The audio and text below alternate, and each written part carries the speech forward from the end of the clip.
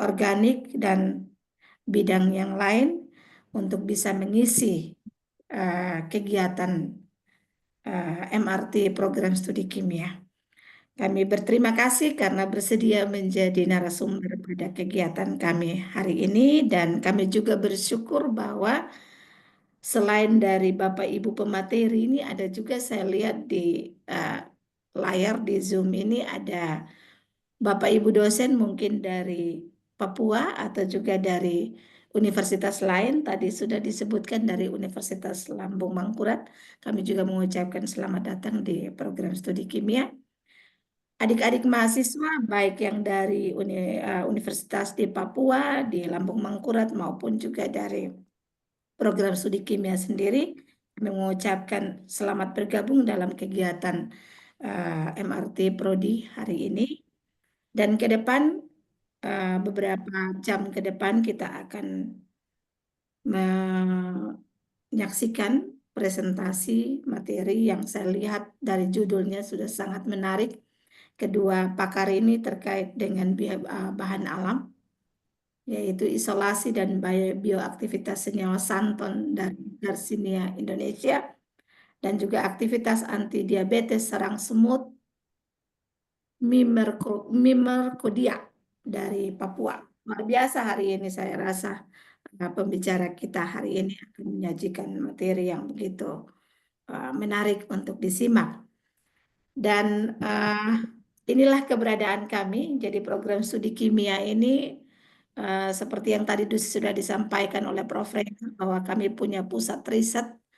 Dan pusat riset itu kalau tidak salah itu ada 3 bidang. Salah satunya di dalamnya adalah etnomedicine yang berhubungan dengan bagaimana mengeksplorasi keanekaragaman hayati yang ada di Nusa Tenggara Timur sebagai provinsi kepulauan dengan keunikannya dan bagaimana aplikasinya dalam dunia pengobatan atau dunia etnomedicine. Ya, kalau kita sudah sebut etno itu berarti sudah berbasis suku.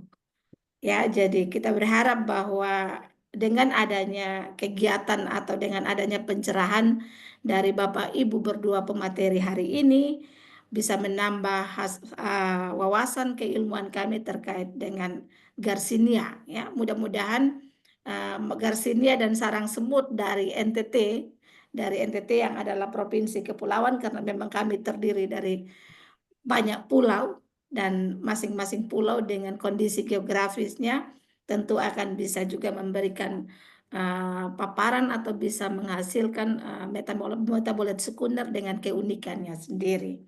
Dan terima kasih untuk panitia yang juga sudah menyiapkan kegiatan MRT hari ini. Dan kami berharap juga bahwa kehadiran Ibu Dr. Yeni dan Pak Dr. Rivaldi hari ini dari 2 institusi yang berbeda ini bisa juga membuka ruang kerjasama sehingga bisa terjadi joint riset maupun joint publikasi yang tentu akan sangat menguntungkan kedua belah pihak. Tentunya kami di sini yang jelas kita saling membutuhkan. Mungkin kalau dari BRIN kita sesungguhnya sungguh sangat berharap karena di BRIN itu kita tahu persis bahwa adalah lembaga riset nasional yang tentunya dilengkapi dengan peralatan instrumentasi yang begitu luar biasa sehingga saya merasa bahwa itu bisa menjadi pintu masuk bagi Bapak Ibu dosen di Prodi Kimia yang bergelut di bidang etnomedicine untuk bisa join dengan Pak Rivaldi. Sehingga mungkin bisa terbantukan dari segi analisis. Mungkin eksplorasi bahan alamnya dari Garcinia NTT, tapi analisisnya di BRIN. Harapannya seperti itu, sehingga bisa bisa muncul publikasi-publikasi yang bebas, publikasi-publikasi yang bagus yang sekiranya bisa menguntungkan kedua belah pihak. Mungkin ini yang dapat saya sampaikan. Dengan mengucapkan syukur kepada Tuhan Yang Maha Kuasa, saya membuka dengan resmi kegiatan MRT Program Studi Kimia bulan April tahun 2025.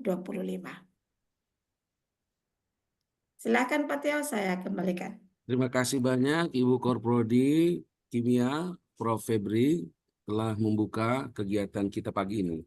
Baik, selanjutnya kita akan mulai dengan kegiatan eh, pemaparan materi dari kedua narasumber ini. Dan kesempatan pertama eh, akan diberikan kepada Bapak Dr. Rivaldi dari Badan Riset dan Inovasi Nasional dari BRIN. Bapak Rivaldi, mungkin materinya bagaimana? Sudah bisa di-share mungkin, Ibu Shirley? Belum. Bisa di-share, Pak Teo. Pak Teo yang host, Pak Teo yang host. Oh, sudah jadi host. Pak Teo yang Oh, host ya. tuh Pak, tolong Oke. atur supaya bisa host ya. Oh iya, baik, terima kasih. Baik, jadi Pak, saya share untuk ini untuk Pak Rivaldi. Berarti Pak Rivaldi dijadikan host juga, Pak Rivaldi, Boleh, kalau untuk dari bisa saya bisa share. juga, Pak. Ya, Pak Rivaldi. Pak Rivaldi jadi ini Pak supaya bisa share screen-nya Pak jadi co-host juga. Sekalian Ibu Yen, Dokter Yeni juga, biar Ya, nanti mungkin tidak. sekalian.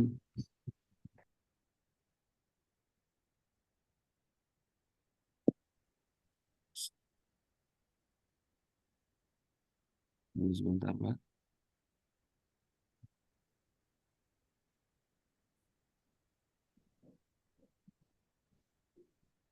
Silakan Pak Rivaldi. Mungkin sudah bisa.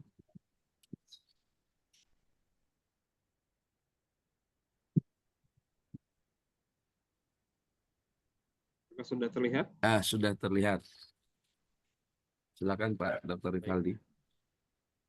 Baik, Assalamualaikum warahmatullahi wabarakatuh. Selamat pagi, Bapak Ibu semua.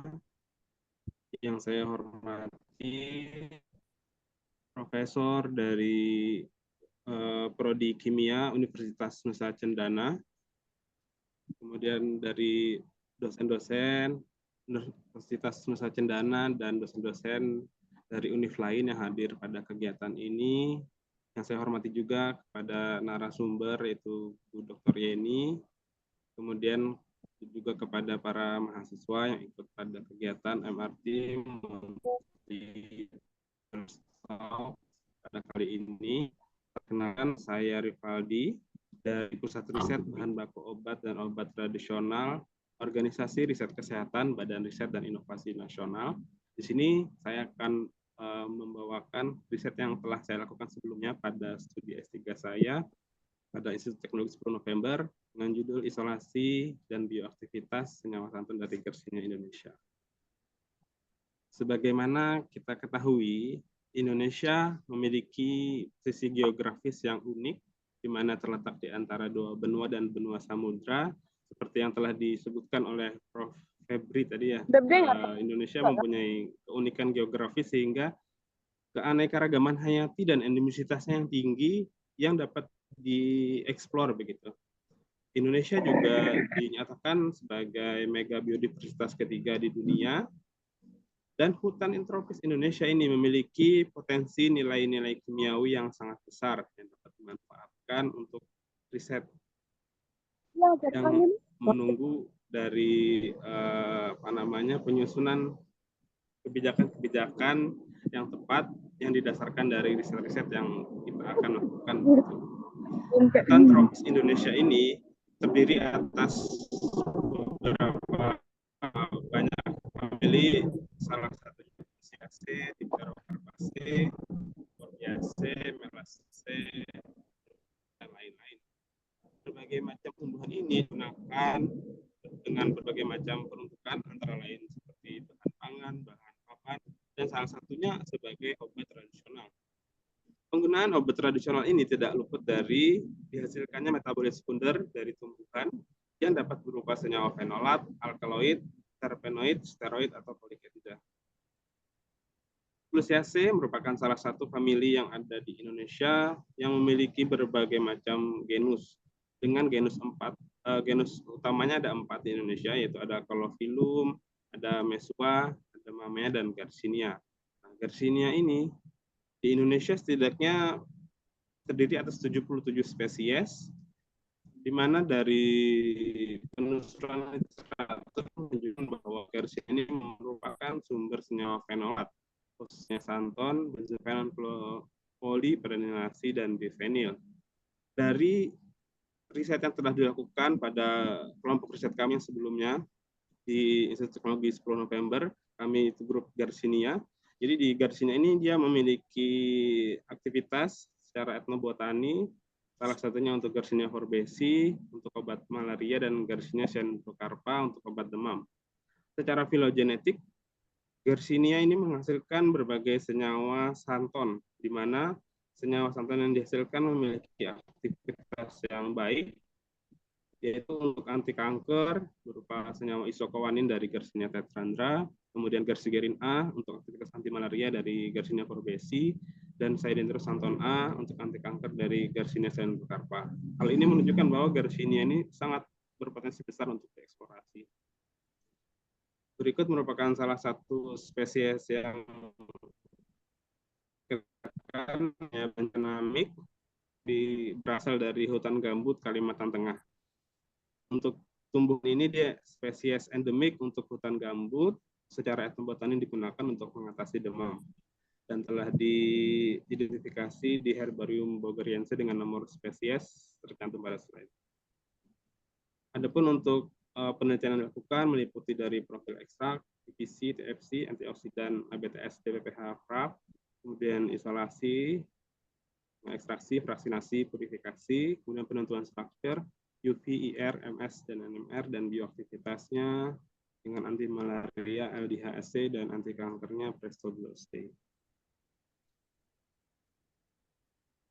Berikut merupakan bagian isolasi dari ekstrak metanol kulit batang Garcinia bancana.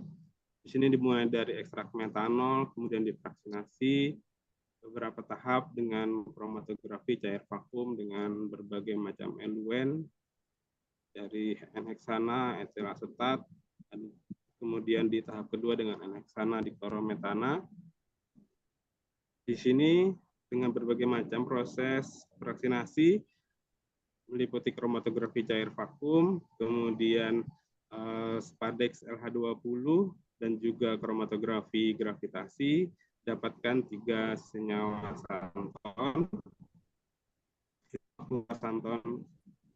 untuk nomor pertama, kemudian yang kedua, dan yang ketiga sama Geron santon C. Garcinia bancana diuji nilai TPC dan TFC-nya, didapatkan nilai TPC tertinggi ditunjukkan dari ekstrak metanol. Nilai TPC ini menunjukkan bahwa ekstrak metanol akan sumber senyawa fenolat seperti benzofenon, poliperenilasi, bifenil, flavonoid, dan santon yang lazim ditemukan di spesies Garcinia. Kemudian untuk aktivitas antioksidan dari ekstrak Garcinia bancana, di sini untuk DPPH dan FRAP, metanol menunjukkan aktivitas yang paling bagus. Untuk ABTS, di sini N-heksana menunjukkan aktivitas yang paling bagus disusul dengan metanol. Jadi aktivitas antioksidan yang baik ini linear dengan kandungan senyawa fenolatnya, yang menunjukkan bahwa sinergisitas senyawa fenolat yang beragam dalam ekstrak metanol tersebut. Berikut merupakan untuk penentuan struktur senyawa 1. Senyawa 1 ini didapatkan berupa kristal berwarna kuning dengan titik leleh 179 sampai 180 derajat Celcius. Dari pengukuran spektrum UV-vis yang dilakukan, di sini menunjukkan serapan khas senyawa golongan santon, yaitu 240, 282, dan 336. Kemudian pada pengukuran spektrum IR, di sini diketahui fungsi hidroksi, kemudian hidroksihelat, CH alifatik, gugus karbonil, kemudian ada 2 gugus aromatik, dan ether. Kemudian dari pengukuran HRSCMS, di sini ditemukan M/Z-nya, yaitu 395,1491 untuk M+H+ dengan hasil perhitungan yang sesuai. Maka didapatkan rumus molekulnya yaitu C23H22O6. Nah, dari rumus molekul ini kemudian dihitung untuk nilai dBe-nya, didapatkan double bond ekivalennya yaitu 13 dengan kerangka dasar senyawa santon dengan dBe-nya 10. Di sini diperkirakan akan ada tambahan 3 ikatan rangkap dan atau 1 cincin. Kemudian pada pengukuran NMR di sini, pada sinyal di geseran 13,589 ditemukan sinyal khas santon yaitu hidroksihelat singlet 1 proton. Kemudian pada geseran aromatik di sini ditemukan ada 2 proton aromatik orto. Terlihat dari geseran terlihat dari Y-nya sebesar 8,7. Kemudian untuk pada proton sp2 di geseran 6,67 dan 5,69. Di sini ditemukan untuk sinyal khas dimetil pirantak jenuh. Kemudian pada geseran 6,49 dan 5,01 dan 4,86 di sini ditemukan sinyal khas dari gugus dimetil alil. Dan juga ada sinyal proton metil dengan integrasi 6 proton pada geseran 1,72 dan 1,47. Kemudian pada pengukuran senyawa 1 pada karbon NMR-nya ditemukan di sini ada 23 sinyal karbon yang mana sesuai dengan pengukuran HRSCMS dengan klasifikasi yaitu ada 1 karbon karbonil, 16 karbon sp2 aromatik, 1 karbon oksigenasi, 1 karbon sp3 kuartener dan 4 karbon sp3 metil. Nah, dari sini diperkirakan dengan struktur core senyawa santon dengan ada gugus dimetil alil dan dimetil pirantak jenuh dan ada proton ortoaromatik. Di sini ada 4 kemungkinan senyawa. Nah, dari 4 ini akan kita lihat untuk penentuannya dari hasil pengukuran NMR 2 dimensi. Di sini merupakan hasil pengukuran dari HSQC untuk mengetahui korelasi dari karbon dengan proton untuk korelasi dari proton yang terikat pada karbon. Jadi di sini korelasinya 1 ikatan begitu. Di sini dilihat bahwa pada sinyal aromatik di sini 7,58 itu berkorelasi HSQC dengan karbon 117,3 dan 6,98 dengan 113,8. Begitu pula dengan relasi proton sp2 dengan karbon sp2, proton metil dengan karbon sp3 dan proton sp2 terminal. Kemudian pada spektrum Cauchy untuk mengetahui korelasi proton yang bertetangga, di sini terlihat pada proton aromatik ada muncul korelasi Cauchy 7,58 dengan 6,98. Kemudian untuk di metil alil di sini untuk yang di terminalnya proton sp2 6,49 dengan 5,01 dan 4,86 dan pada dimetil pirantak jenuh di sini untuk proton sp2 6,67 dengan proton 5,69. Kemudian untuk menentukan posisinya di sini dilihat dari proton aromatik 7,58 berkorelasi dengan C9 181,9 dan juga untuk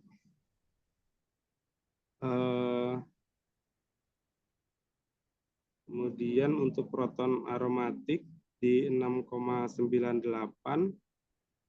dengan 6,98 dengan di sini dengan C5 133,7.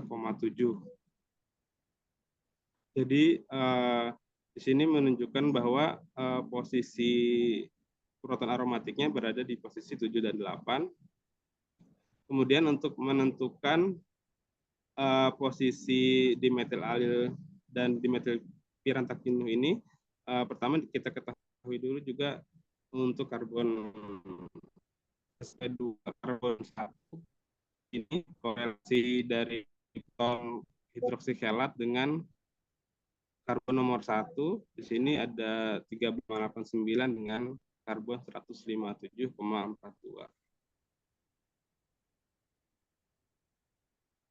Untuk membentuk suatu struktur dimetil pirantak jenuh secara utuh di sini masih dari HMBC dari proton 5,69 dan 6,67 dan proton dari dimetil geminal dimetil dengan karbon sp3 teroksigenasi 79,1.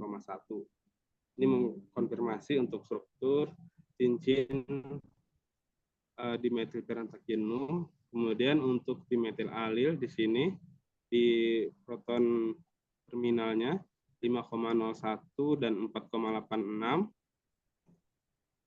Dia berkorelasi HMBC dengan sp3 kuartener yaitu 41,9.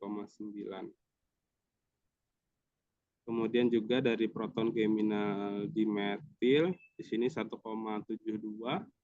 berkorelasi dengan karbon 16 dan 17. Ini membentuk struktur dari si dimetil alil. Kemudian untuk peletakan posisi dari dimetil jenuh ini di sini terlihat bahwa untuk korelasi proton H11 yaitu 6,67 berkorelasi dengan karbon 1 157,4. Di sini sudah menetapkan posisinya berada di posisi C2. Kemudian untuk yang dimetil alil di sini dari geminal dimetil ini 1,72 dia berkorelasi HMBC dengan C4 114,4. Sehingga ditemukanlah senyawa satu berupa maklurasanton. Berikut merupakan rangkuman dari untuk senyawa maklurasanton.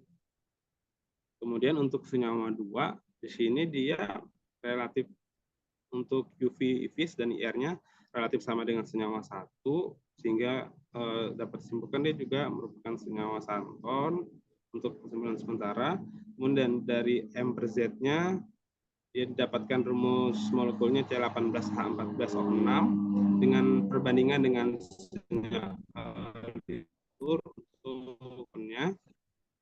Di sini ditemukan bahwa senyawa 2 merupakan senyawa isojakariubin. Untuk beberapa highlight-nya di sini ada untuk senyawa isojakariubin ada aromatik terisolasi di sini untuk sinyal 6,16 singlet. Kemudian juga ada sinyal aromatik orto, kemudian ada kumpulan sinyal dari gugus dimetil pirantak jenuh dan juga untuk hidroksikelatnya. Demikian pula untuk senyawa 3 di sini untuk muncul senyawa ortoaromatik, kemudian ada sinyal khas untuk gugus trimetil furan, kemudian ada sinyal dari gugus prenil dan dari gugus hidroksikelat sini di bawah. Kemudian dari 3 senyawa yang telah diisolasi ini diuji aktivitasnya, yaitu untuk anti malaria, untuk Plasmodium falciparum 3D7 dengan metode LDH-AC. Di sini didapatkan bahwa senyawa 1 memiliki aktivitas yang paling baik 4,28 mikromolar. Untuk anti kanker, untuk sel kanker paru A549, senyawa 1 juga menunjukkan aktivitas yang paling bagus.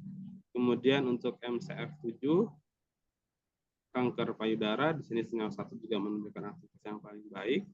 Untuk kanker hela atau kanker serviks, di sini senyawa 3 yang paling bagus, dan untuk kanker kulit B16, senyawa 1 yang paling bagus.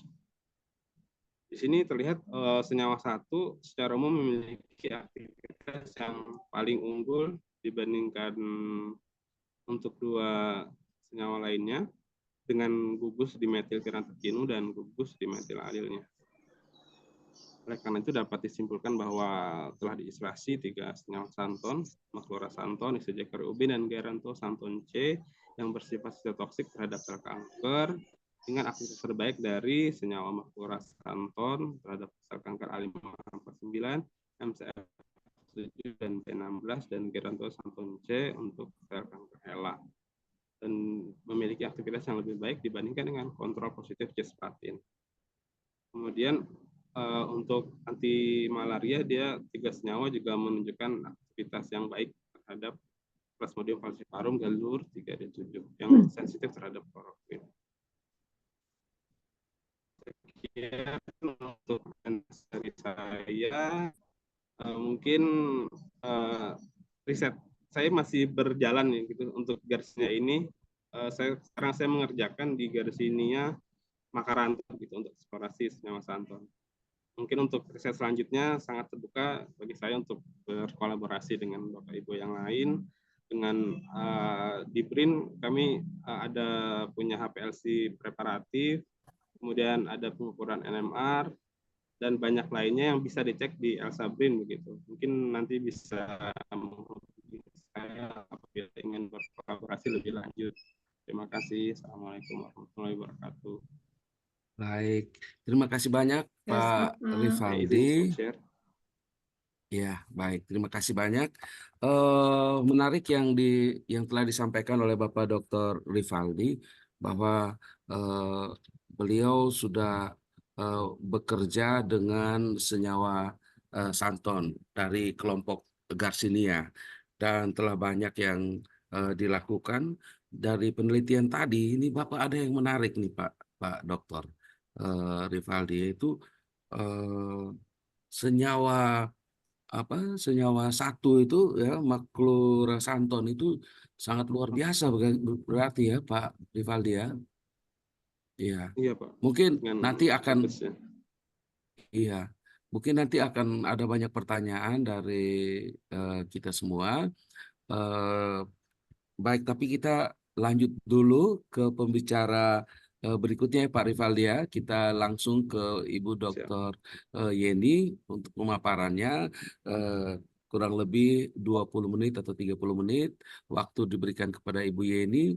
Dan bagi kita semua yang punya pertanyaan silakan dituliskan di kolom komentar, kolom chat. Disertakan dengan tujuan pertanyaan untuk ke narasumber siapa.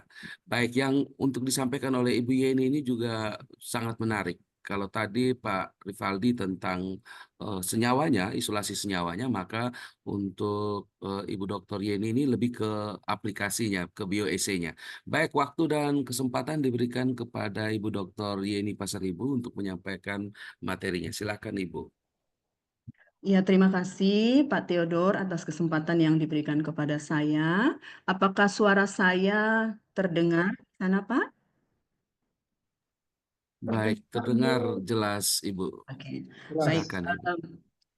Saya mengucapkan terima kasih kepada program studi kimia Undana yang sudah mengundang kami berdua, saya dan Dr. Rivaldi, untuk berbincang-bincang di pagi hari ini, sharing riset dari kami, dan juga tentunya sebenarnya yang paling penting adalah ujungnya ada kolaborasi di antara kita. Itu sebenarnya yang juga menjadi harapan kami. Saya mengucapkan terima kasih kepada Prof. Febri dan juga Prof. Rainer dan juga Bapak Ibu di Universitas Undana. Saya sapa dengan hormat, dan juga pembicara Bapak Dr. Rivaldi dari BRIN, Bapak Ibu dosen yang lain dari berbagai universitas yang saya bisa lihat ada di sini dari Universitas Lambung Mangkurat dan juga dari Universitas Halmahera. Selamat datang Pak Mudatsir dan juga Pak Johannes Wairata. Kemudian juga rekan-rekan dosen dari Universitas Musamus dan juga mahasiswa-mahasiswi dari Undana dan juga dari Musamus Merauke. Saya sedikit perkenalan, nama saya Yeni Pintauli Pasaribu, sudah ketahuan di sini orang Batak yang sudah 40 tahun lebih ada di Merauke, jadi sudah orang Merauke seperti itu. Saya dari jurusan Pendidikan Kimia FKIP. Jadi kalau boleh dikatakan bahwa sebenarnya ini menjadi satu kendala juga untuk kami, untuk saya, terutama karena ada orang sains yang ada di FKIP.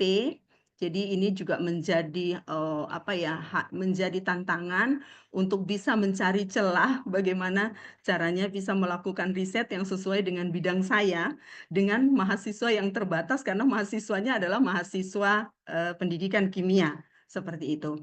Baik. Pagi hari ini, saya rasa sudah cukup berat yang disampaikan oleh Pak Rivaldi. Saya mau sampaikan yang ringan-ringan saja, karena juga ini adalah riset saya sebelum mengambil program doktor kemarin. Jadi kalau waktu S3 itu kan satu grup riset dengan Pak Rivaldi, Pak Theodor juga satu grup riset. Kami fokus ke Garcinia, saya dengan Pak Rivaldi Garcinia. Tetapi sebelum saya studi S3 itu sebenarnya riset saya adalah sarang semut karena ini adalah merupakan ciri khas dari Papua, sehingga fokus riset saya di situ.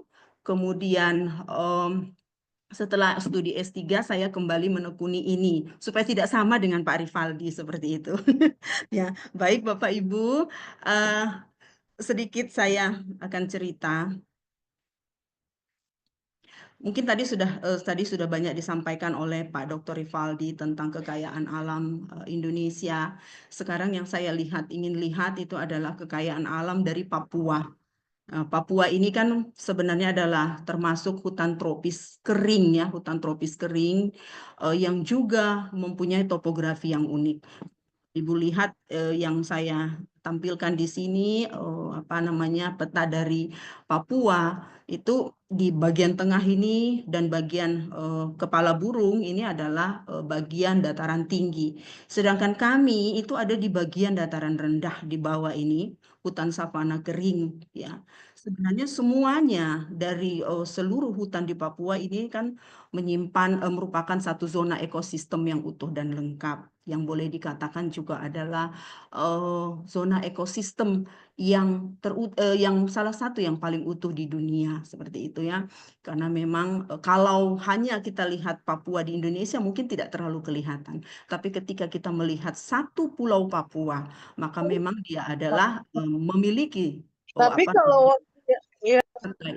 kekayaan flora sebagai sumber plasma nutfah yang sangat besar di dunia.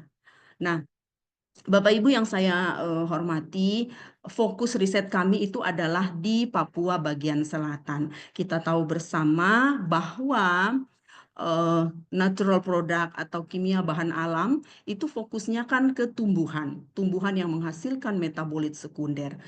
Sedangkan ketika kita mengerjakan atau bekerja di natural product di kimia bahan alam, basisnya itu seperti tadi sudah ditampilkan juga oleh Pak Rivaldi, basisnya ada dua, bisa filogenetik dan juga bisa etnobotani. Nah, kami ini kebetulan, ya mungkin bukan kebetulan juga, ini berkat Tuhan, di tahun 2024 itu kami mendapatkan satu pendanaan untuk 3 tahun, 2024 sampai 2026, mudah-mudahan juga masih bisa berlanjut, karena kemarin tahun pertama, ini sedang dievaluasi.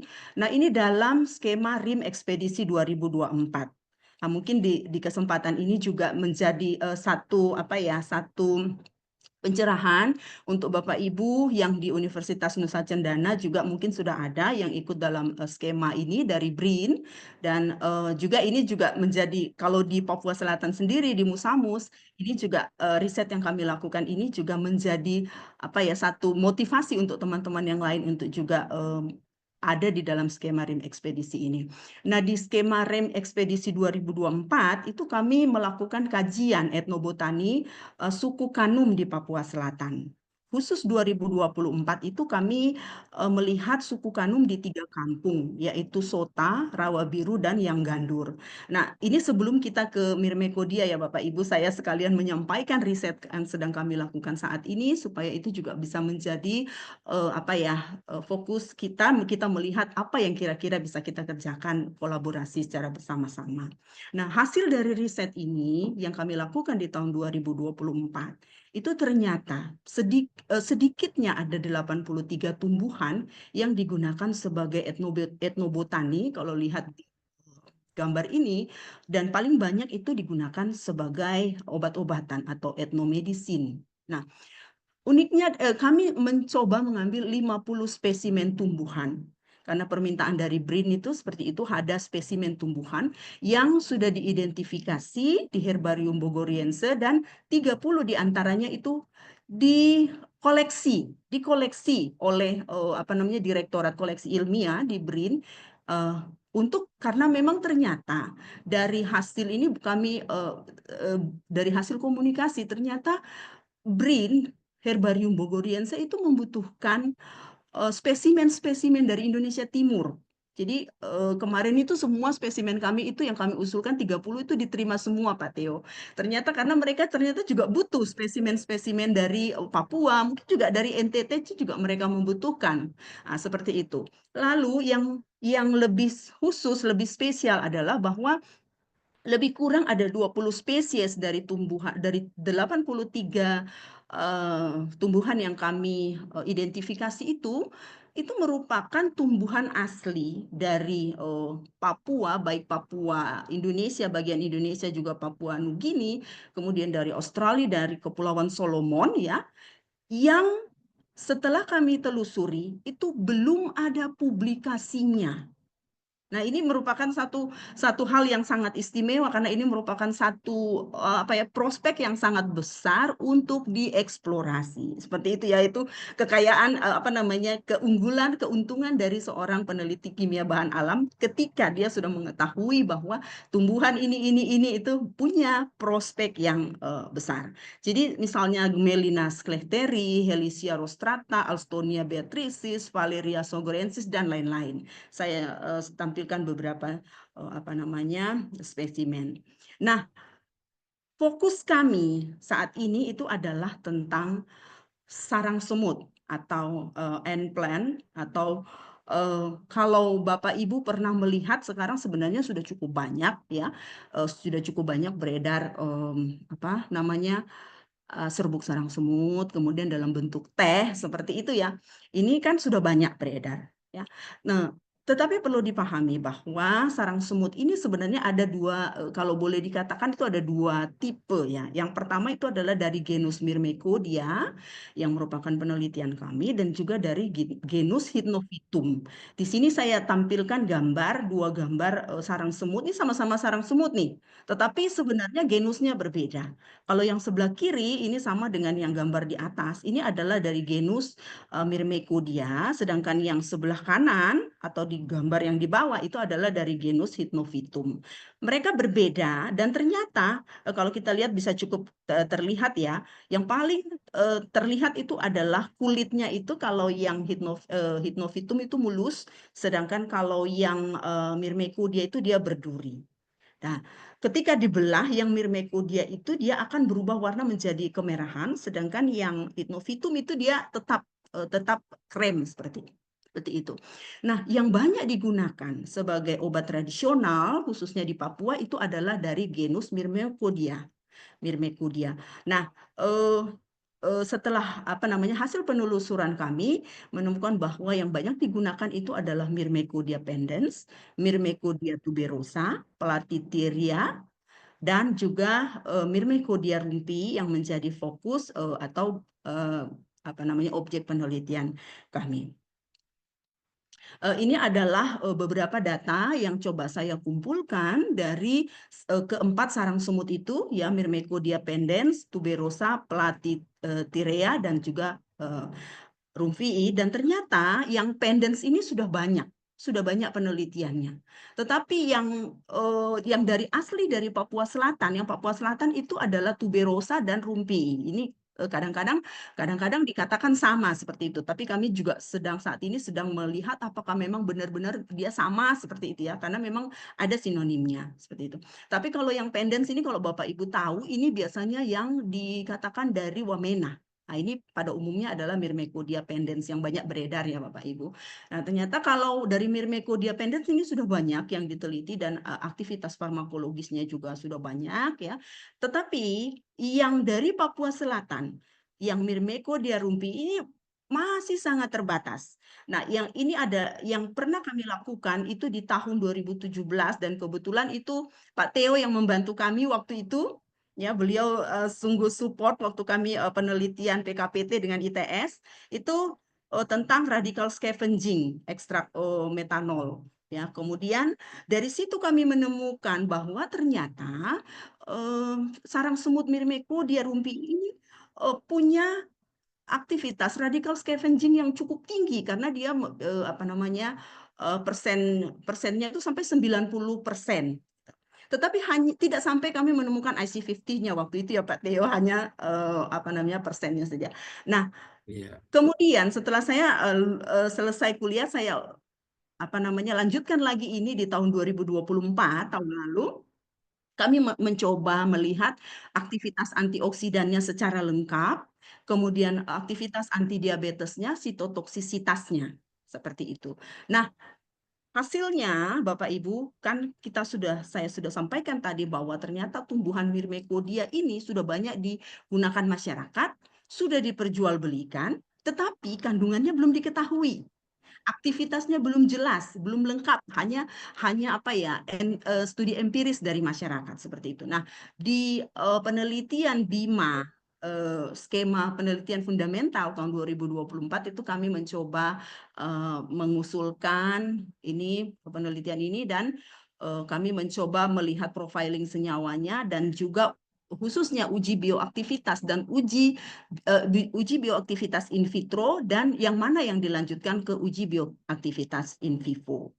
Setelah itu, sebenarnya Bapak Ibu, target kami adalah dia tidak hanya sekedar dijadikan, kalau saat ini kita katakan jamu gitu ya, hanya digunakan dipakai sebagai teh seperti itu. Tapi bagaimana target kami itu adalah dia akan dijadikan obat herbal terstandar dari Myrmecodia rumpi ini. Maka aktivitas yang kami lakukan saat ini adalah menuju ke sana. Aktivitas riset yang saya dan teman-teman kerjakan itu menuju ke sana. Ini adalah data yang kami peroleh di tahun 2024 dan mohon maaf ini mungkin tidak bisa saya share nantinya karena ini masih dalam proses publikasi.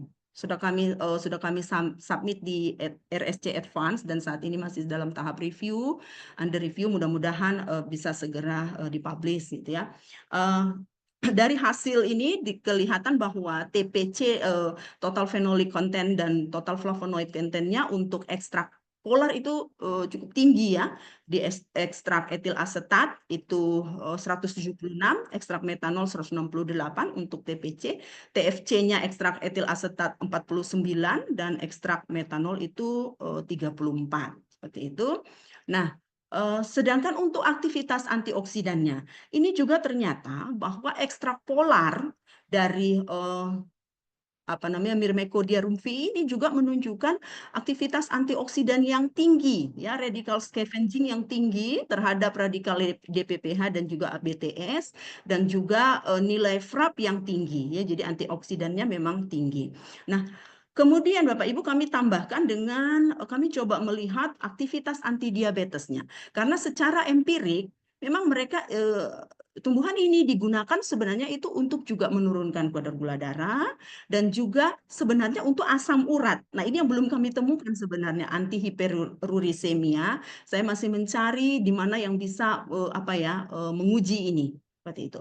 Kemudian dari hasil aktivitas antidiabetes terlihat juga bahwa ekstrak polar itu juga menunjukkan anti alfa glukosidase, ya, penghambatan alfa glukosidase yang tinggi kalau dibandingkan dengan kontrol positif quercetin ini dia mendekati kontrol positif.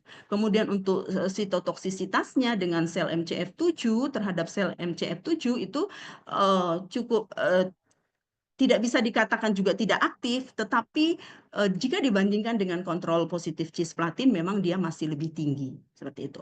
Nah, dari hasil ini kami memutuskan untuk melakukan uji in silico terhadap untuk antidiabetesnya karena antidiabetesnya ini yang cukup baik, ya.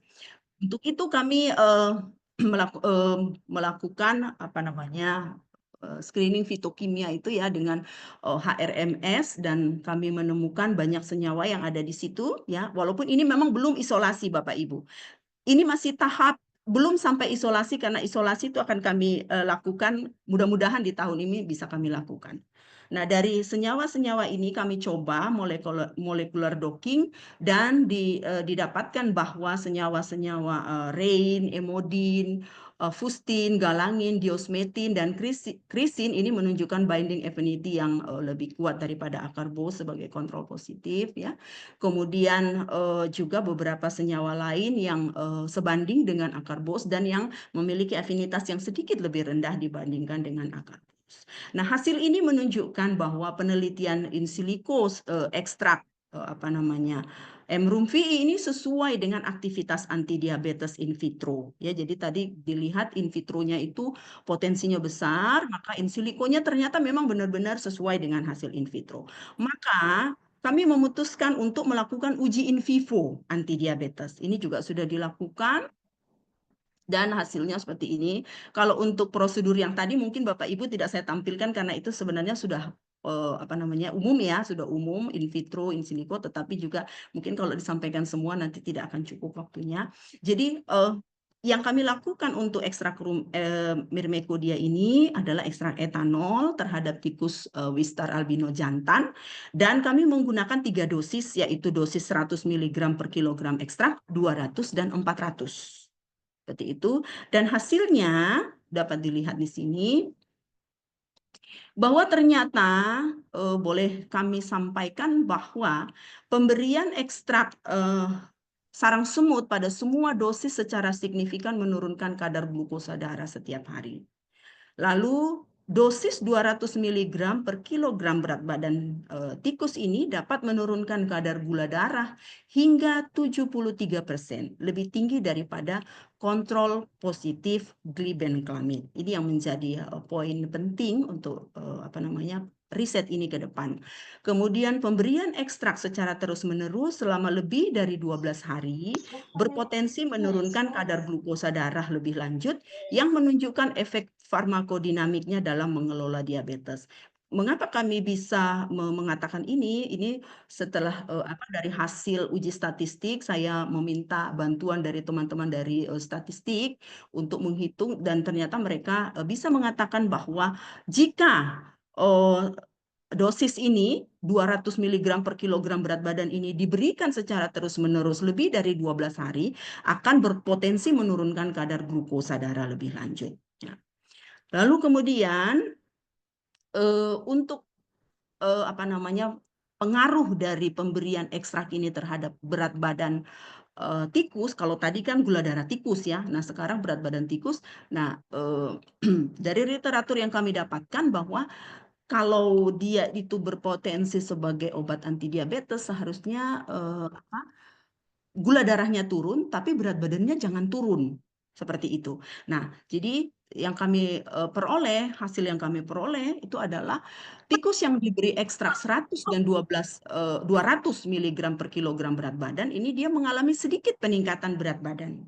Ya, dan tikus yang diberikan ekstrak 400 mg per kilogram berat badan ini mengalami sedikit penurunan berat badan.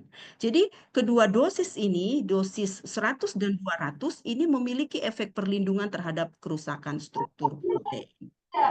Nah, beberapa kesimpulan yang bisa kami ambil, ya, dari hasil penelitian yang kami lakukan di tahun 2024 kemarin, ya, ekstrak etil asetat ini mempunyai nilai TPC dan TFC tertinggi, ekstrak metanol menunjukkan aktivitas antioksidan tertinggi, ekstrak etil asetat menunjukkan aktivitas penghambatan alfa glukosidase yang terbaik, kemudian ekstrak metanol menunjukkan ekstrak paling aktif terhadap sel MCF7, dan sekali lagi pemberian ekstrak etanol secara oral pada dosis 200 mg per kilogram berat badan kepada tikus diabetes ini menurunkan kadar glukosa darah hingga 73% dan meningkatkan berat badan sekitar 7,54%. Nah, temuan ini menunjukkan bahwa hipokotil Myrmecodia rumpi merupakan sumber konstituen antidiabetik yang prospektif. Bapak Ibu yang saya hormati, ini tidak akhir, ya, karena sebenarnya masih banyak yang perlu kami lakukan. Karena sudah saya sampaikan sampaikan tadi bahwa goal kami itu adalah sarang semut ini bisa menjadi obat herbal terstandar. Maka masih banyak pekerjaan yang harus dilakukan. Untuk beberapa tahun ke depan itu sudah kami rancangkan yang mungkin yang kalau di dalam slide ini Bapak Ibu bisa lihat adalah yang warnanya merah. Jadi yang sudah kami lakukan itu yang berwarna hitam itu masih 3. Yang keempat itu masih kami rencanakan untuk kami lakukan di 2 tahun ke depan, 2025, 2026. Itu sudah kami ajukan untuk riset fundamental di BIMA ya, BIMA 2026. Jadi ada uji toksisitas akut dan kronis, standarisasi mutu bahan baku, ini adalah isolasi. Jadi di sini akan ada isolasi senyawa ya, seperti yang tadi dilakukan oleh Pak Rivaldi, kemudian formulasi ya, untuk pembuatan sediaan dan juga prototipe. Nah, di sini saya memang menggandeng peneliti-peneliti dari BRIN, termasuk salah satunya adalah Pak Dr. Rivaldi dan Ibu Dr. Bantari. Jadi mereka ini adalah peneliti-peneliti yang memang fokus risetnya adalah di bagian tadi ya, fitofarmaka etnomedisin. Jadi supaya riset ini ada goalnya itu bisa tercapai, memang saya menggandeng banyak pihak. Saya juga menggandeng Pak Mudatsir dari ULM dan juga Pak Johannes Wairata dari Halmahera, seperti itu. Mudah-mudahan nanti berikutnya Pak Theodor juga ikut digandeng di dalam riset ini. Mungkin itu Bapak Ibu yang saya sampaikan. Semoga memberikan pencerahan untuk kita semua untuk riset-riset selanjutnya. Sekian dan terima kasih. Wow, baik. Terima kasih banyak Ibu Dr. Yeni. Luar biasa apa yang sudah disampaikan bahwa rancangan penelitian ke depan itu sudah sangat jelas. Apalagi dari risetnya itu 83 spesies ditemukan dan masih banyak yang belum terungkapkan. Ya. Itu luar biasa bahwa memang negeri Papua ini kaya akan tumbuhan dan bersyukurlah kita yang berada di sana.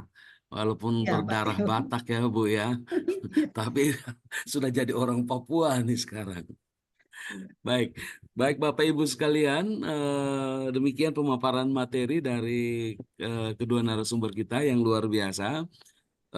Saya review sedikit kalau dari Bapak Dr. Rivaldi, tadi beliau menceritakan risetnya tentang isolasi senyawa dari kelompok Garcinia dan beliau sudah melakukan banyak hal dalam upaya isolasi dan karakterisasi dari struktur senyawanya. Dan itu sudah beliau lakukan dan juga sudah ada aplikasi yang dilakukan, aplikasi antioksidan, anti cancer, dan lain sebagainya.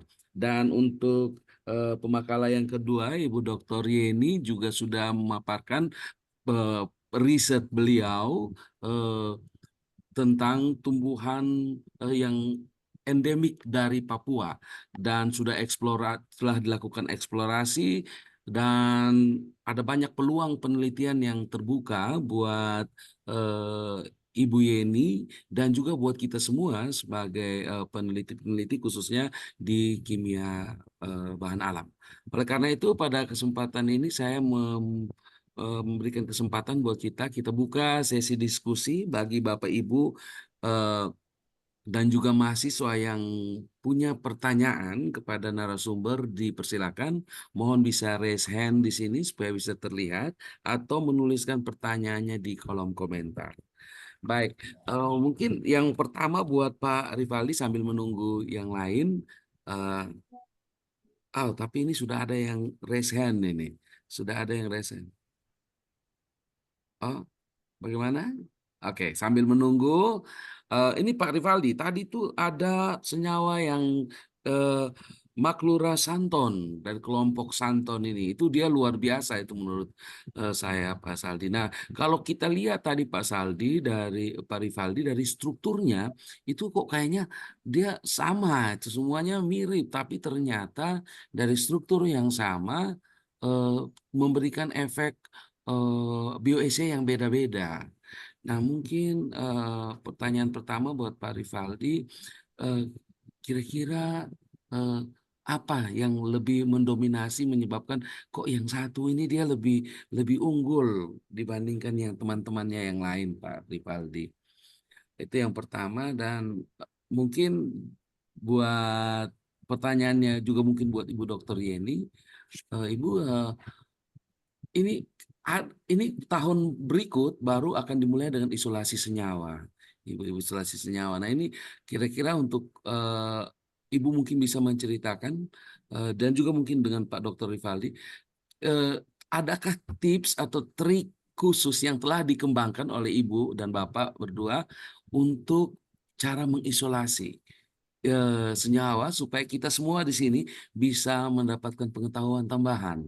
Kadang-kadang di literatur tulisnya, oh gini caranya, tapi ternyata waktu kita ada di laboratorium, di lab, itu ada hal-hal praktis yang kita gunakan, tetapi ternyata dia memberikan manfaat gitu. Baik, saya persilahkan Bapak Ibu untuk menjawabnya. Silakan Pak Rivaldi duluan. Silakan Pak. Baik, baik, terima kasih Pak Theo atas pertanyaannya. Untuk yang pertanyaan pertama tadi ya, Ya. jadi dari ketiga senyawa itu dia punya strukturnya mirip, namun berbeda di substituennya ya.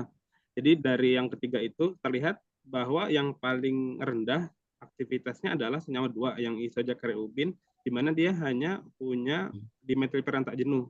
Namun ketika ada penambahan satu gugus lagi, yaitu di senyawa 1 itu dimetil alil, untuk di senyawa 3 itu ada prenil, gugus prenil, aktivitasnya meningkat begitu. Jadi untuk yang di anti malaria dan anti kanker, untuk di cincin di sebelah kanan itu dengan penambahan gugus prenil atau dimetil alil itu akan meningkatkan aktivitas begitu. Iya. Kemudian untuk dimetil alil dan renil begitu, untuk anti malaria dan anti kanker tadi untuk si A549, terus MCF7 dan B16 itu dimetil alil lebih selektif begitu. Tapi yang di perenil tadi untuk di sel HeLa dia lebih selektif di HeLa begitu. Jadi tergantung sel yang dituju juga Pak. Jadi memang pas di metil alil dia lebih selektif begitu terhadap aktivitas yang dituju begitu. Iya. Oh begitu Pak. Oke. Jadi Baik Pak untuk Rivaldi. yang pertanyaan kedua tadi Pak ya, Ya. yang trik Ini sebenarnya Mas Rivaldi ini banyak kan ini saya juga di bekerja di lab. BRIN baru memulai riset begitu. Karena 1 Ya. tahun belakang itu masih berkutat dengan hal administratif begitu. Jadi baru jadi PNS, jadi benar-benar establish riset itu mulai tahun ini. Dan pendanaan saya juga memang baru dimulai di tahun ini, berbagai macam pendanaan. Jadi memang harus, kalau saya melihat, memang keterbatasan sebelumnya itu keterbatasan metode dan metode pemisahan. Misalkan kita tidak menggunakan Riverfast secara mudah begitu. Jadi kayak kita bahannya aja tidak punya begitu. Pengalaman untuk menggunakan Riverfast belum punya, kemudian akses ke HPLC preparatif itu sulit begitu. Nah, hal-hal begitu jadi yang seharusnya kita mempunyai opsi pemisahan yang lebih banyak selain dari KCV dan KKG dan kromatotron, itu ada beberapa pilihan lagi kan Pak yang lebih untuk memisahkan senyawa lebih mudah dengan fase terbalik begitu. Nah, itu memang yang harus dieksplor itu di situ. Karena saya lihat memang untuk pemisahan-pemisahan di jurnal-jurnal yang bereputasi tinggi sekarang selalu melibatkan fase terbalik dan juga HPLC preparatif begitu. Salah satu dari kedua itu. Jadi memang itu harus dijamah begitu. Iya Pak. Ini juga saya baru beli bahannya untuk fase terbalik dan juga untuk HPLC preparatif juga masih menyesuaikan begitu di tahun ini. Oke, baik Pak Rivaldi. Nah, mungkin Ibu Dokter Yani silakan. Ya, terima kasih Pak Theo. Menyambung dari yang disampaikan oleh Pak Rivaldi. Memang kan tidak ada cara isolasi yang khusus ya, yang apa namanya, yang sudah pakem harus begini, begini, begini. Tetapi memang masing-masing sampel itu kan punya karakteristik sendiri-sendiri. Ya, kita memang juga pertama perlu membaca banyak literatur tentang masing-masing sampel yang akan kita isolasi seperti itu. Karena kan punya karakteristik, misalnya kalau senyawa Garcinia itu kan memang pasti senyawa-senyawanya adalah senyawa-senyawa santon, berarti kan yang apa namanya, eluen-eluen yang digunakan apa. Kemudian kalau kalau sampel yang lain yang punya alkaloid, berarti dia akan menggunakan eluen yang spesifik apa, seperti itu. Tetapi saya juga sangat setuju dengan yang disampaikan oleh Pak Rivaldi tadi, bahwa kelemahan kita, keterbatasan kita itu adalah akses kepada river phase kromatografi itu yang masih agak susah, dan juga HPLC preparatif. Saya punya pengalaman Pak Theo. Kemarin waktu juga mengerjakan apa namanya, sampel Garcinia, itu kan kebetulan saya juga menemukan senyawa-senyawa benzofenon poliprenilasi ya. Jadi senyawa-senyawa polar yang itu kalau kita pisahkan dengan kromatografi yang normal yang biasa KKG, KKV itu sangat sulit, sangat sulit. Nah, akhirnya saya itu menggunakan river phase. Nah, river phase itu nggak punya river phase yang kolom. Karena itu kan sangat mahal dan sulit nyarinya ya Pak Silikanya mahal. Rivaldi. Iya. Iya, akhirnya itu saya pakai apa Pak Theo? River phase TLC. TLC yang river phase Pak Theo, ya. Akhirnya bayangkan itu berapa banyak TLC river phase yang saya gunakan hanya untuk mendapatkan satu apa namanya, satu senyawa seperti itu.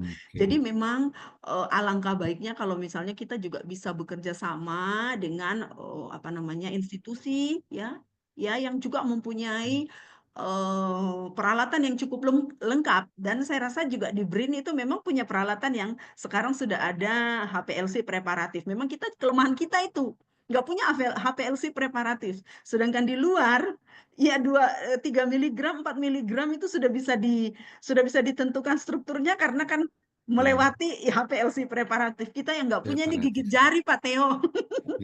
Jadi memang perlu apa namanya, perlu kolaborasi untuk bisa apa ya, mendapatkan senyawa-senyawa murni walaupun jumlahnya, karena kan memang senyawa-senyawa minor itu kan pasti jumlahnya sedikit ya, jumlahnya sangat sedikit, dan bagaimana bisa mengisolasi senyawa minor itu supaya bisa menjadi keterbaruan atau novelty dari paper kita seperti itu juga yang menjadi apa namanya, tantangan kita saat ini. Mungkin juga di labnya Pak Theo nanti ada juga, mungkin kita bisa kolaborasi Pak Theo. Seperti itu dari saya. Siap. Ya ada juga Baik. sebenarnya pakarnya untuk isolasi, Pak Pak Jo Jo Wairata. Wairata. Iya, itu pakarnya isolasi Itu dengan beliau segala pakar jenis sama Pak eluen. Mudasir Ya, juga mungkin. iya. Baik, terima kasih banyak Ibu Dr. Yeni. Ibu, ini sekalian sambung, ada pertanyaan dari Prof. Renner untuk Ibu Yeni. Jadi di kolom chat saya bacakan, untuk Ibu Yeni luar biasa risetnya. Mohon arahan bagaimana kami memulai riset etnomedicine. Apakah tahap pertama harus dimulai dari screening tumbuhan aktif dari etnik terpilih, kemudian melakukan taksonomi, dan seterusnya bagaimana? Jika untuk tahapan awal tersebut, bagaimana cara menjualnya untuk lolos pendanaan riset dasar? Itu pertanyaan untuk Ibu Yeni, dan pertanyaan dari Prof. Renner juga untuk Pak Rivaldi. Apakah senyawa-senyawa tersebut sudah diuji toksisitas in vitro atau in vivo-nya? Mohon pencerahan dari Ibu dan Bapak. Silakan Ibu Yeni duluan. Baik, terima kasih Pak Prof. Renner ya untuk memulai riset etnomedicine. Kalau menurut saya sebenarnya data dari etnobotani itu, etnomedicine, bahwa dia digunakan untuk apa, itu sebenarnya cukup bagus Pak Theo. Cukup bagus, dan yang saya lakukan kemarin itu adalah TLC-nya Pak Theo. Dari TLC, profil senyawa. Oh, Bu ini listrik mati kah? Padam. Oh iya, lag. Ya, belum. Bu Yeni belum tersambung. Mungkin sambil menunggu beliau tersambung kembali, mungkin Pak Dr. Rivaldi mungkin. Pak Rivaldi bisa menambahkan. Mungkin bisa Ulangi pertanyaannya, Pak Teo. iya Pak Teh diulang. Pertanyaan untuk Pak Rivaldi dari Prof. Renner, apakah senyawa-senyawa tersebut sudah diuji toksisitas in vitro atau in vivo? Baik, terima kasih Prof. Trainer atas pertanyaannya. Sebentar, apakah suara saya terdengar? Terdengar, silakan Pak Dr. Rivaldi. Oh, baik. Baik untuk senyawa tersebut secara in vitro dan in vivo itu belum dilakukan untuk sitotoksisitasnya terhadap sel normal. Namun secara komputasi di Protox itu sudah dilakukan begitu. Secara komputasi itu masih di ambang moderat sampai aman begitu. Dan yang paling apa sitotoksik begitu dari yang Protox itu si Geronto Santonce. Hmm. Tapi masih di ambang moderat ke aman begitu kelasnya. Iya, tapi Kalau sudah untuk secara dilakukan, langsung sudahkah dilakukan atau belum. belum itu Kalau Pak? untuk pengujian in Belum, vitro terhadap sel normal itu belum dilakukan. belum. Oh iya. Oke, kalau kalau in vitronya mungkin sudah ya tadi Pak ya. Yang In vitro untuk beberapa itu sel sudah, kanker tapi sudah. in vivonya yang belum In vivo berarti. juga belum. Ya, in vivo belum. Ya, baik. Terima kasih eh, Prof. Pak Dr. Vivaldi. Nah, Ibu Yeni selamat datang kembali. Ya, Ya, mungkin. mohon maaf Pak Teo, tiba-tiba mati lampu. Jadi Iya. ter- Mau ya. ya silakan dilanjutkan mungkin dijawab Ya, pertanyaan yang tadi. Silakan. ya baik, terima kasih. Kalau untuk riset etnomedicine, saya rasa kalau Bapak Ibu sudah punya bukti bahwa riset itu adalah hasil dari riset apa namanya dimulai dari etnomedicine, itu sangat bagus. Di pendahuluannya itu akan sangat menjual seperti itu. Nah, kalau saya kemarin memang yang saya jual itu Pak Teo jujur adalah KLT. Ini mungkin mungkin hal yang simpel, tetapi Mhm. itu penting. Jadi ketika kita KLT mulai menggunakan apa namanya untuk ekstrak heksan, etil asetat, diklorometan dan metanol itu saya tampilkan di proposal bahwa ternyata Mhm. ada akan potensi untuk menemukan senyawa-senyawa ini begitu. Jadi itu lolos. Jadi Mhm. sederhana sekali sebenarnya, tetapi itu menjual untuk riset kimia bahan alam hanya dari KLT Mhm. seperti itu. Dan juga memang riset etnomedicine kalau bisa memang adalah screening tumbuhan aktif. Screening itu bagus, tetapi kita juga melihat bahwa kalau kita punya dana dan kita bisa lakukan sendiri di lab, itu sangat baik kalau kita bisa screening dulu, paling tidak screening antioksidan. Hasil dari screening itu bisa dijual untuk mendapatkan pendanaan riset yang lebih tinggi. Paling tidak resepnya itu adalah ada data awal walaupun sedikit. Ada data awal yang sudah kita lakukan secara mandiri walaupun sedikit untuk dijual untuk pendanaan riset yang lain. Seperti itu mungkin Prof. Reiner yang bisa saya apa namanya sampaikan. Baik, terima kasih banyak Ibu Dr. Yeni. Nah, ini selanjutnya ada pertanyaan kedua dari Pak Dr. Mudasir Idris dari ULM. Beliau menanyakan buat Pak Dr. Rivaldi, peluang tanaman obat apa yang bisa dilakukan riset saat ini khususnya tanaman obat dari Kalsel, Kalimantan Selatan. Karena Pak Mudasir ini dari Kalimantan Selatan dan Pak Rivaldi juga aset dari Kalimantan Selatan, katanya begitu. Yang ada di BRIN, Pak. Mohon informasinya. Baik, terima kasih Pak Teo. Ya, terima kasih Pak Muda atas pertanyaannya. Wah, Pak, sebenarnya kalau untuk tumbuhan kalsel Pak Muda sepertinya lebih banyak informasinya daripada saya ya. Cuman kalau dari saya eh, memang saya ada punya target tumbuhan yang ingin saya kerjakan begitu dari Kalimantan Selatan, masih menunggu pendanaan yang sesuai. Yang kemarin juga kita bicarakan gitu, Pak Mudasir, cuman belum terlaksana sampai sekarang, yaitu tumbuhan dadakak ya, yang Hydrolia spinosa itu. Terus, dan juga mungkin ada penggunaan lain dari masyarakat yang harus digali lebih lanjut gitu. Karena beberapa masyarakat memang juga menggunakan tumbuhan tersebut untuk menurunkan gula darah, dan mungkin ada aktivitas lain begitu yang masih kita bisa gali. Sementara sih kalau untuk target itu, dan untuk selanjutnya kita harus gali kembali itu Pak, untuk tumbuhan Kalimantan Selatan apalagi yang sangat berpotensi begitu agar bisa Iya. dijadikan OHT. Iya. Baik. Terima kasih Pak Dr. Rivaldi. Nah, ini ada satu lagi nih Pak Dr. Rivaldi. Oh ya, dari tadi pemaparan yang Pak Dr. Rivaldi katakan bahwa ternyata dengan substituen yang berbeda itu targetnya lain gitu. Nah, berarti sebenarnya penelitian ini terbuka untuk teman-teman kita dari sintesis sepertinya ya Pak Rivaldi ya. Jadi kalau kita sudah isolasi dapat senyawanya, tapi ternyata dia kurang aktif, maka untuk aktifkan kita masukkan isolasi di situ. Jadi combine antara dunia bahan alam dan kimia organik sintesis. Di sini banyak kami di kimia ini juga banyak profesor sintesis. Ini ada 2 profesor sintesis ini, Prof. Rainer itu Prof. Sintesis, Prof. Febri Nitbani juga itu Prof. Sintesis. Gitu. Jadi ini mungkin bisa membuka peluang untuk berkolaborasi dari dunia bahan alam dan juga sintesisnya. Itu nyambung pertanyaannya Prof. Renner tadi. Ya mungkin begitu ya Pak Dr. Rivaldi. Ya baik. Sangat setuju. Ya, oke baik. Jadi mungkin ada pertanyaan lain yang mau disampaikan.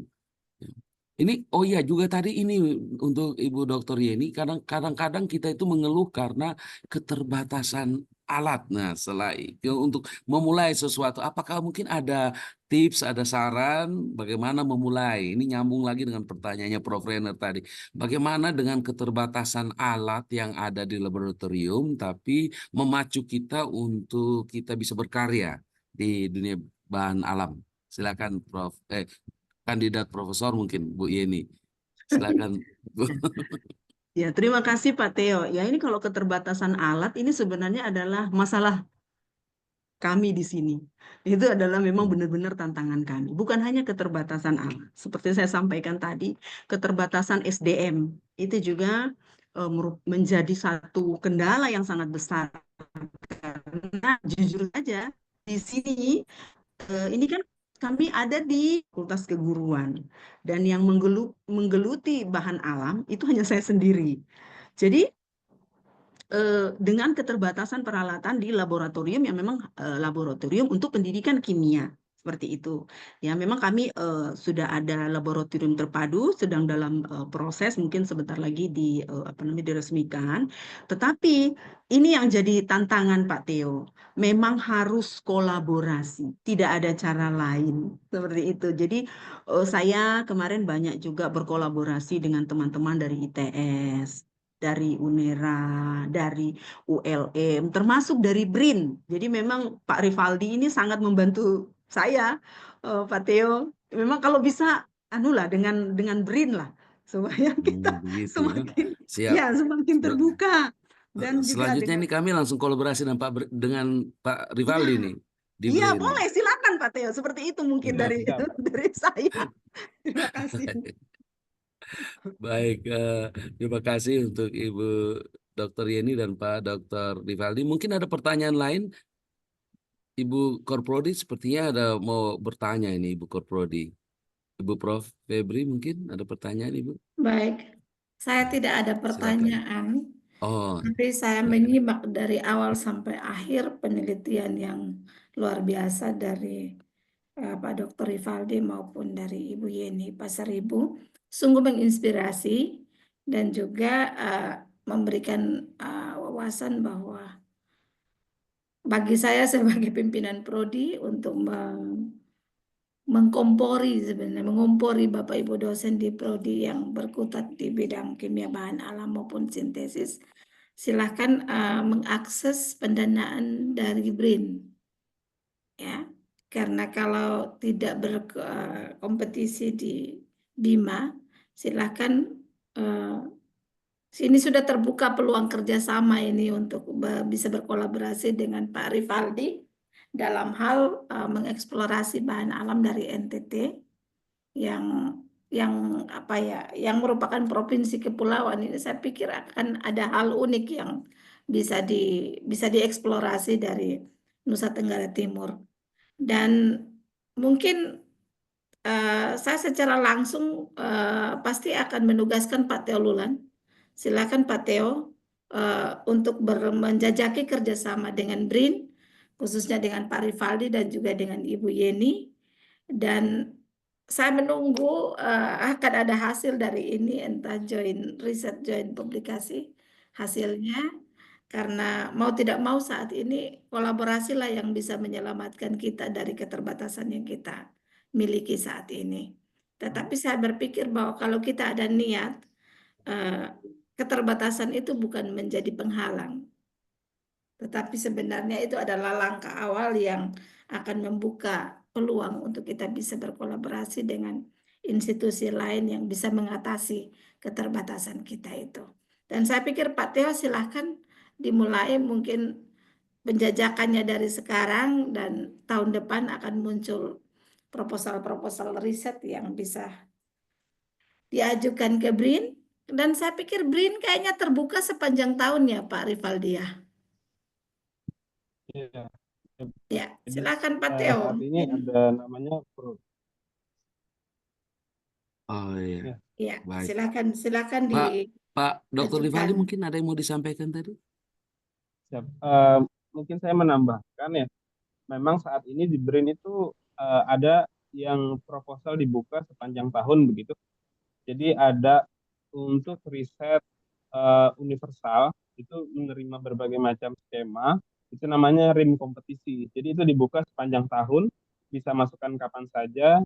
Memang nanti akan ada dikumpulkan dulu sekian berapa batch baru akan diseleksi, tapi terbuka terus begitu. Jadi bisa kalau sudah siap dokumennya bisa langsung di-apply begitu.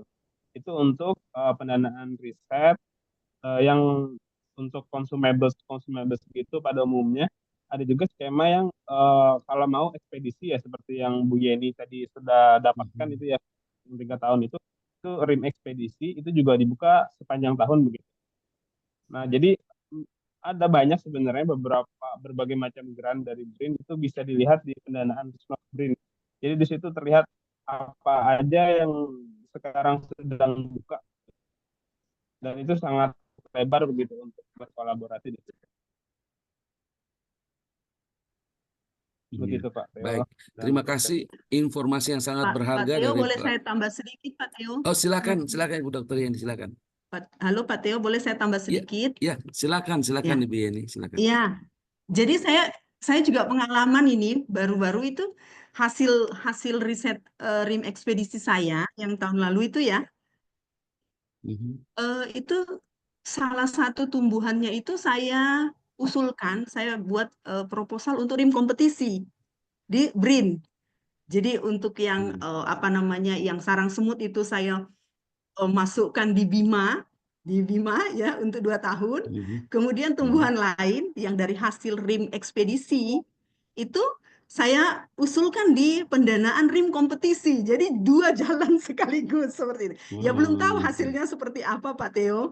Tapi maksudnya ya kalau kita tidak seperti itu rasanya kita akan ya tertinggal-tinggal terus di belakang seperti itu. Jadi memang harus ada effort yang lebih besar. Coba saya terus ini dengan Pak Rivaldi itu. Jadi untuk Bima, karena memang Pak Rivaldi kan menang RIM kompetisi tahun ini, jadi beliau sudah tidak bisa jadi anggota untuk RIM kompetisi, tetapi beliau jadi anggota di Bima. Saya minta untuk gabung jadi anggota di Bima. Kemudian yang RIM kompetisi itu saya usulkan dengan Pak Jowairata dan juga dengan Pak Mudazir, tetapi tetap menggandeng Pak Rivaldi di belakang layar. Seperti itu. Orang dalam. Ya, seperti itu. Jadi memang untuk uji-uji, untuk analisis, karena mereka punya pasukan yang lengkap sekali untuk pasukannya lengkap, bioaktivitas dan lain-lain seperti itu. Jadi nanti lewat Pak Rivaldi bisa masuk ke yang apa namanya fitofarmaka, kemudian yang lain-lain sampai uji-uji in vivo nanti bisa lewat Pak Rivaldi. Seperti itu. Itu yang pengalaman saya Pak Teo. Mungkin luar biasa. Dimanfaatkan juga di sana. RIM ekspedisi juga boleh Pak Teo kalau mau itu Karena kan RIM ekspedisi kan memang benar-benar yang riset yang paling awal ya, yang paling dasar Ya. seperti itu. Oh. Seperti yang tadi Prof. Rainer sampaikan untuk apa namanya, untuk studi etnobotani, etnomedisin dari suku apa di sana, itu peluangnya sangat besar. Peluangnya sangat besar untuk riset apa namanya, RIM ekspedisi. Nanti tinggal Pak Theo gandeng orang biologi misalnya cari orang biologi dari, kalau misalnya ada dari Undana, tetapi juga gandeng satu orang biologi mungkin dari apa namanya, BRIN seperti itu. Itu nanti saya rasa itu kemungkinannya besar. Jadi nanti riset dari RIM ekspedisi itu hasilnya itu menjadi apa ya, pondasi yang kuat untuk kita masuk di pendanaan-pendanaan yang lain. Itu seperti itu mungkin yang saya lakukan. Terima kasih Pak Theo. Baik, terima kasih banyak Ibu Yeni. Mungkin masih ada dari Bapak Ibu sekalian atau dari adik-adik mahasiswa? Baik, Pak Theo. Silakan Pak Im. Silakan Baik. Pak Im. Baik, terima kasih Pak Theo kesempatannya. Nah, saya lihat tidak ada mahasiswa yang bertanya. Saya juga mahasiswa ya Pak Theo saat ini. Oh iya, Saya ini izin bertanya. perwakilan mahasiswa berarti, Pak. Ya.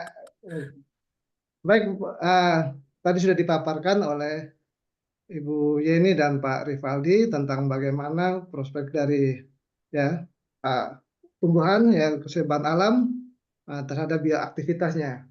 Nah, saya ini kan orang anorganik.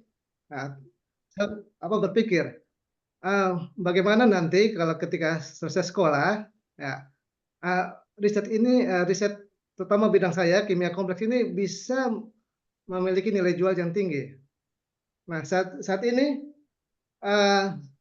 penelitian tentang senyawa kompleks itu kan berkaitan dengan logam dan ligan. Nah, ligan sendiri itu kami sintesis. Nah, masalahnya adalah di Indonesia keterbatasan bahan baku sintetik itu sangat-sangat sulit. Kenapa? Karena kita kalau bahan-bahan sintetik itu kan harus impor dari luar ya. Di Indonesia sendiri belum bisa menyediakan dengan kemudian yang cukup tinggi.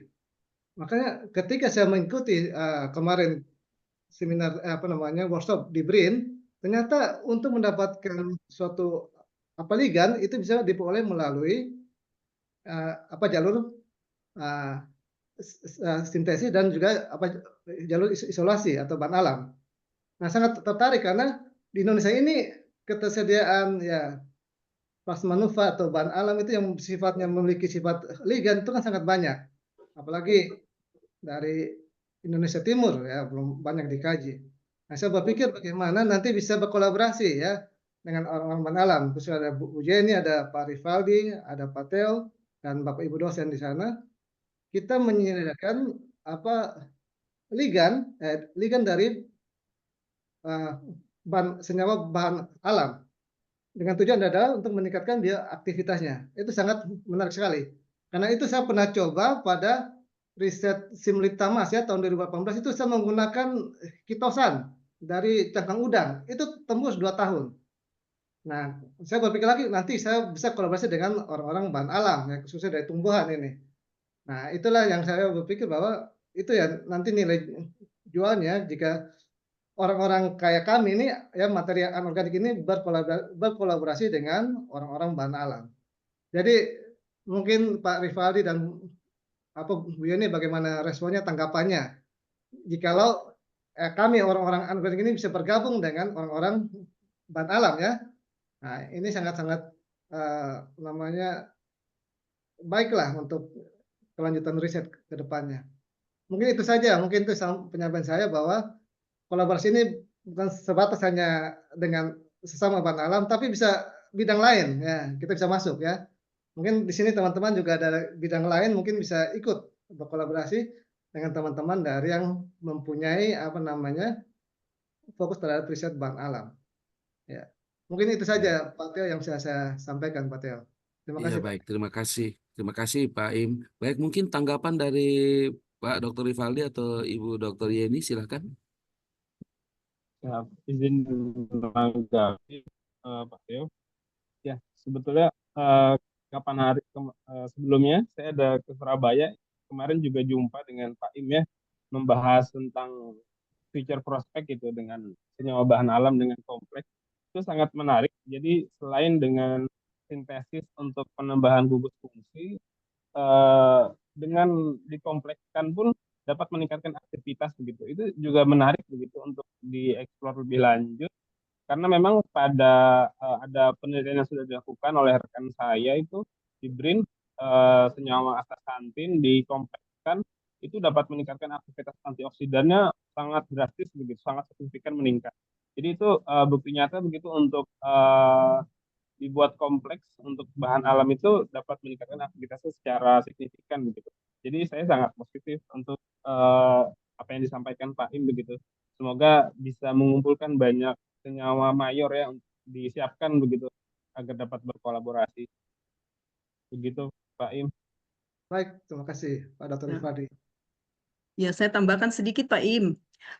Memang ini menarik sekali ya kalau bisa kita kolaborasi untuk apa namanya dengan untuk membuat senyawa kompleks dan juga sintesis yang lain. Kami juga kemarin mencoba ya dengan Pak Rivaldi ya untuk sintesis juga untuk modifikasi struktur dari senyawa-senyawa santon seperti itu. Yang menjadi kendala adalah mengisolasi senyawa dalam jumlah yang banyak. Nah, ini yang menjadi kendala kami. Jadi memang apa namanya perlu ya seperti tadi Pak Rivaldi sampaikan yang bisa dimodifikasi atau juga nanti apa namanya dibuat menjadi ligan atau apapun itu adalah senyawa-senyawa yang bisa diperoleh dalam jumlah yang banyak, senyawa mayor seperti itu ya. Boleh silakan Pak Im, nanti kita akan pikirkan bagaimana caranya supaya bisa mendapatkan senyawa mayor. Saya rasa kalau Pak Rivaldi mungkin masih ada kemarin senyawa-senyawa dalam jumlah banyak. Saya masih punya Pak Im itu senyawa siklosantosimol dengan santosimol dalam siklosantosimol kayaknya yang cukup banyak dalam sekitar 500 miligram seperti itu. Apakah itu cukup? Nanti dilihat. Kemudian santosimol, kayaknya santosimol sudah hampir habis karena kemarin banyak kita coba untuk apa itu modifikasi ya. Tetapi juga mungkin Pak Im juga perlu juga ini dengan Pak Jo karena Pak Jo itu punya banyak senyawa mayor yang Oh ya, disimpan itu. Ya, dia tadi Pak Jo Dikoleksi. belum komen dari dikoleksi ya. Iya, dikoleksi.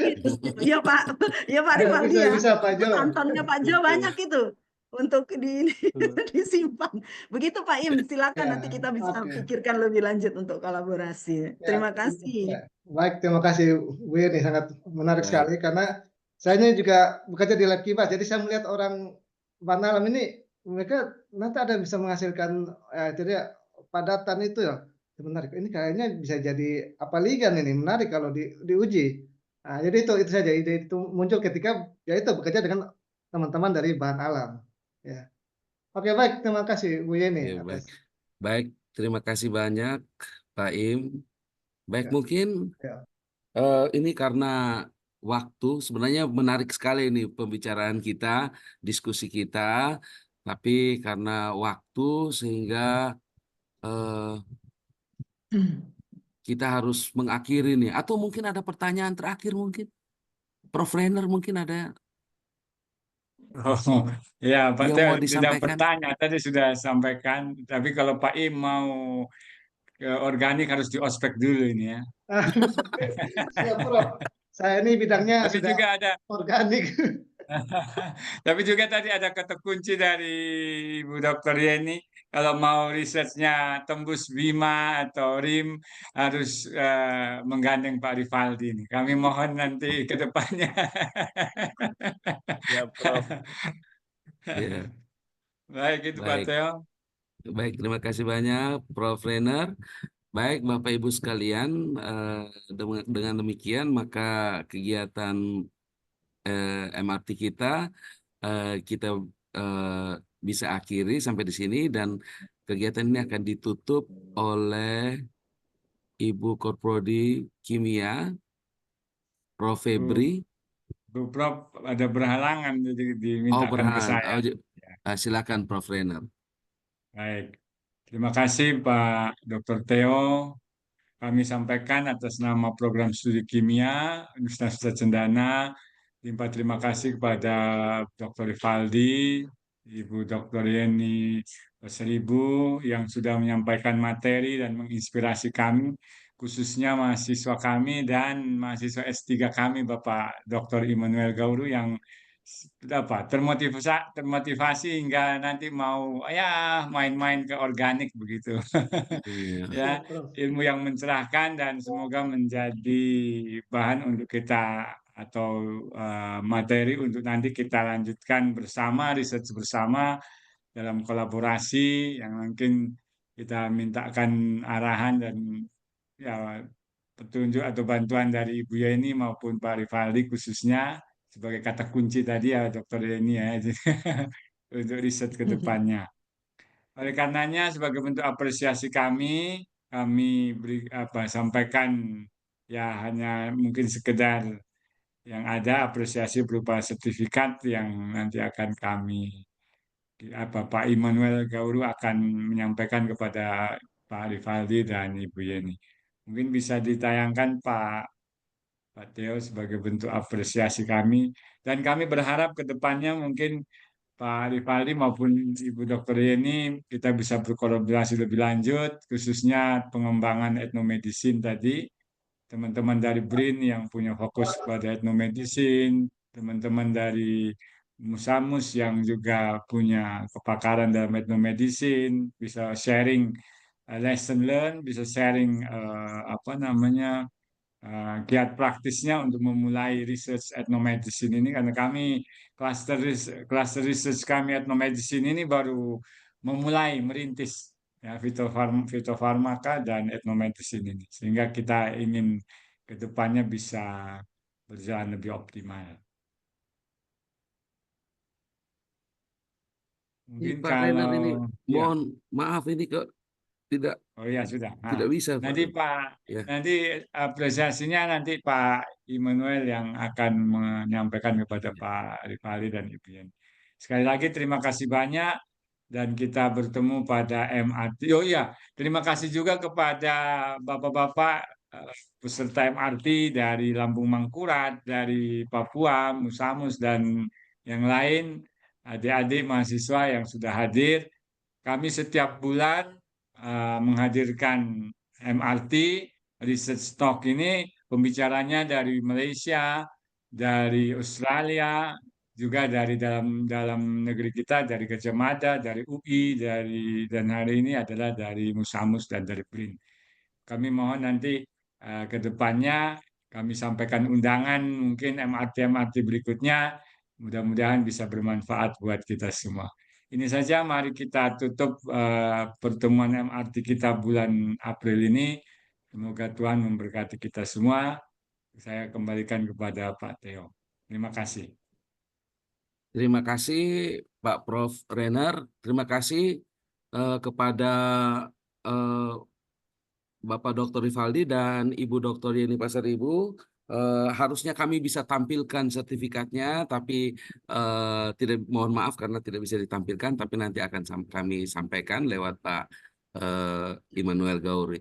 Baik, Bapak Ibu sekalian dan juga dari mahasiswa, dengan demikian maka berakhirlah kegiatan MRT kita di hari ini. Sampai ketemu lagi di lain kesempatan. Selamat pagi semuanya. Terima kasih Bu Yeni. Prof. Terima Renner, kasih Bu Yeni, Terima kasih, Pak Pak Rivaldi, terima Rivaldi. kasih Bapak Ibu Terima semua. kasih Pak Jo. Pak Jo, Mudasi, Pak Muda. terima kasih. Pagi Pak. Sudah. Terima kasih. Eh, Selamat pagi. Berkatan main bulu tangkis lagi ya Pak Theo. rindu UPMS yang mau UPMS silakan. Masih ingat ya? Habis ini masih langsung UPMS, saya UPMS. Baik, sampai jumpa di pertemuan berikutnya Bapak Ibu sekalian. Iya, siap Pak. Pak Mudasir mungkin ada permintaan khusus, silakan. Pak Mudasir permintaannya mungkin besok-besok Pak Mudasir lagi ya Pak ya. Kami undang Pak.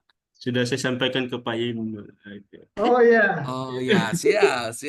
Pak Renner, sebagai koordinator itu ada Pak Muda menyampaikan apanya untuk kegiatan ini, apakah ada sertifikat untuk peserta? Mungkin bisa Baik, disampaikan, Pak. akan kami usahakan Pak. Ya. Jadi Jadi kami untuk peserta minta list nama Bapak Ibu yang hadir, kolega yang hadir hari ini biar kami buatkan sertifikatnya. Terima kasih, Pak. Baik. Terima kasih informasinya Pak Renat. Baik. Pak Renat. Baik, terima kasih banyak Bapak Ibu dan ada mahasiswa. Kita ketemu lagi. Saya bisa matikan sekarang. Oke. Ya, Ya, kasih, baik. Pak. Sampai jumpa. Ya, baik, Sampai ya, jumpa sampai jumpa semuanya. Pak Teo, Sampai Prof. jumpa. Renat, Makasih Bu Yeni, Bu Yeni, Pak Pak Rivaldi, Rivaldi, Pak Pak Jo. Muda, Pak Jo, Sampai ketemu semua Pak Bapak Ibu Bu sekalian. Sally, Pak Marlon, semuanya.